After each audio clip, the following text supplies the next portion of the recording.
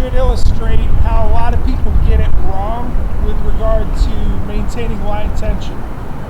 They have a target, and we're going to say it's right in front of Jake. Jake, go wide again. Show the whole thing. And say that's your target right there in front.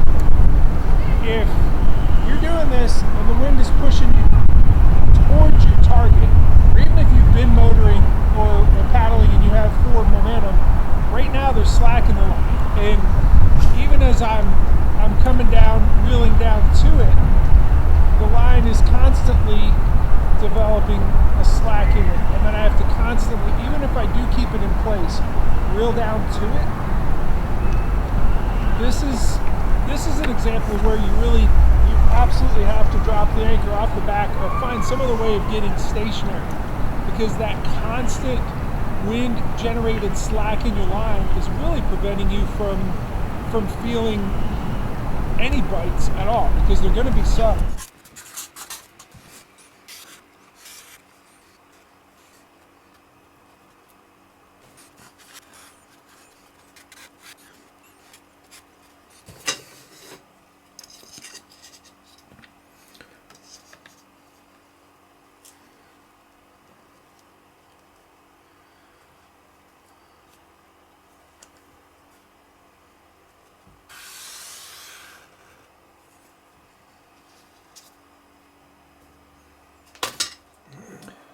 Okay, I just did this illustration and I really showed the ideal situation where that line is as straight as possible.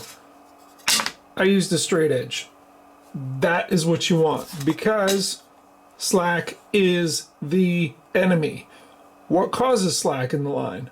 One that causes it in a lot of situations, it's going to keep you from feeling the bite from this big smallmouth, is when you have wind pushing you in this direction.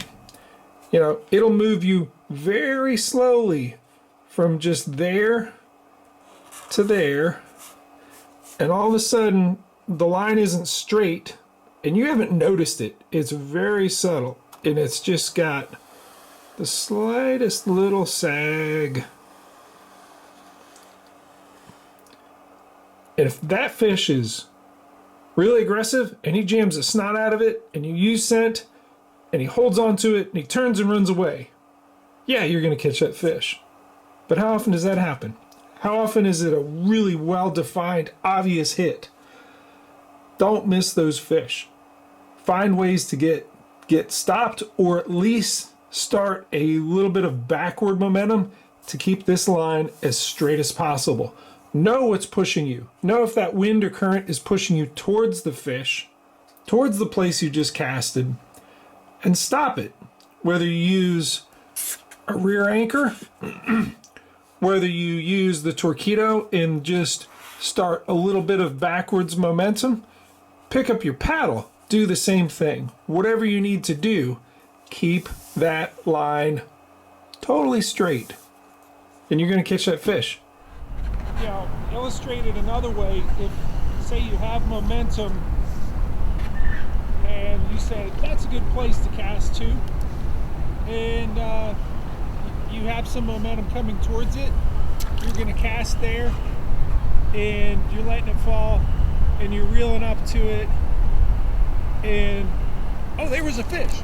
Well, you didn't feel that fish bite 2, 3, 4 seconds before you reel down to it, because you had slack in your line gliding towards the place that you just cast.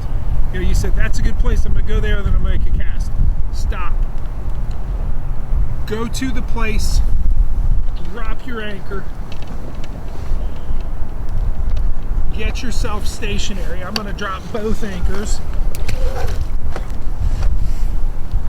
Kill your momentum before you make the cast.